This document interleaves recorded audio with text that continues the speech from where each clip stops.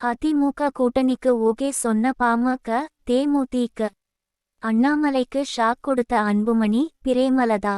சூடு பிடிக்கும் தேர்தல் களம். நாடாளுமன்ற தேர்தல் ஏப்ரல் மாதம் நாடு முழுவதும் நடைபெறவுள்ளது. இதற்கான அறிவிப்பு மார்ச் மாத மத்தியில் வெளியிடப்படுகிறது. இதனைத் தொடர்ந்து அரசியல் கட்சிகள் தேர்தல் பணிகளை தீவிரம் காட்டி வருகிறது. கூட்டணி, தொகுதி பங்கீடு என சூடு பிடித்துள்ள நிலையில் தமிழகத்தில் 4 முனை போட்டி உறுதியாகியுள்ளது. அந்த வகையில் தமிழகத்தில் ஆளுங்கட்சியாக உள்ள திமுக தனது கூட்டணி கட்சியான காங்கிரஸ், கம்யூனிஸ்ட், விடுதலை சிறுத்தைகள் உள்ளிட்ட கட்சிகளுடன் முதல் கட்ட பேச்சுவார்த்தையை முடித்துள்ளது.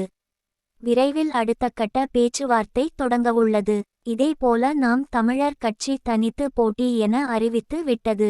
தேமுதிக, பாமக நிலை என்ன? அதே நேரத்தில் அதிமுக மற்றும் பாஜக தங்களது கூட்டணியை இன்னும் உறுதி செய்யாத நிலை உள்ளது. இதன் காரணமாக கூட்டணியில் இழுபறி ஏற்பட்டுள்ளது. குறிப்பாக அதிமுக மற்றும் பாஜக தங்கள் கூட்டணிக்கு பாமக மற்றும் தேமுதிகவை இழுக்க ரகசிய பேச்சுவார்த்தை நடத்தி வருகிறது. 2 தரப்பில் இருந்தும் அழைப்பு வருவதன் காரணமாக பாமக மற்றும் தேமுதிக தங்களுக்கான தொகுதிகளை அதிகரித்துள்ளது. மேலும் 2 கட்சிகளும் மாநிலங்களவை தொகுதியும் கேட்டுள்ளது.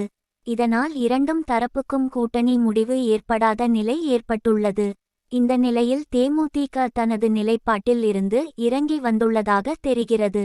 இதனால் அதிமுக கூட்டணிக்கு தேமுதிக செல்வது கிட்டத்தட்ட உறுதியாகிவிட்டது.